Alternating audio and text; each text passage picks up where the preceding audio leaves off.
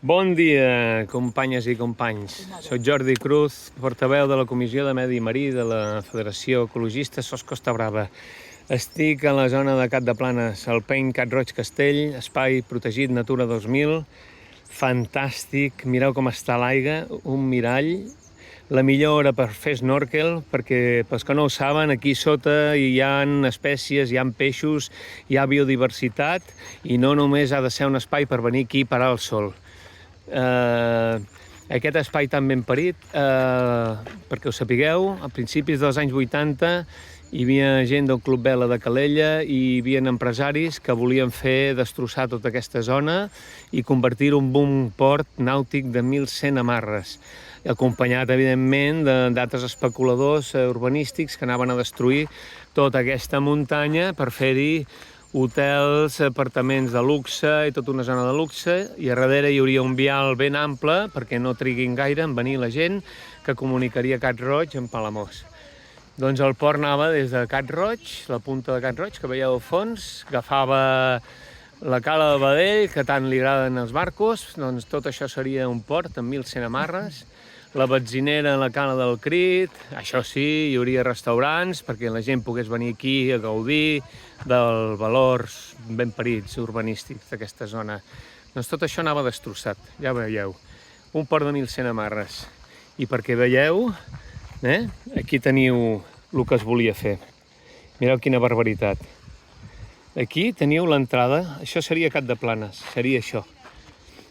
Aquesta cala d'aquí seria això. Això d'aquí dalt, mireu, això és aquí es va fer un muntatge amb una foto aèria. Entraven les embarcacions que haguessin entrat per aquí al port, per aquí a la zona de Cap de Planes, totes aquestes aigues tan ben parides, aquestes aigues somes que està ple de peix i d'espècies, bueno, Posidònia no hagués quedat res, i aquí teniu quin és l'interès que tenen alguns per aquests espais naturals. Era fer-hi un port nàutic.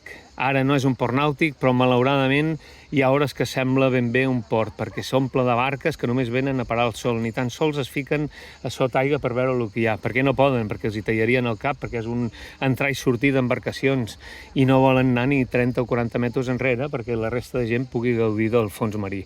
Però en canvi mireu el que està permetent l'administració. Aquesta és la cala del Badell. Mireu quina barbaritat.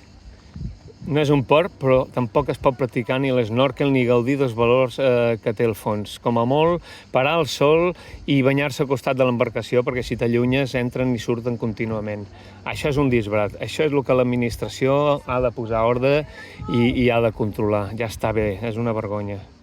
Us convido que vingueu aquí a veure el fons marí i respectar-lo, sobretot. Ni fer soroll, ni tocar les espècies, ni molestar-les, ni venir massa.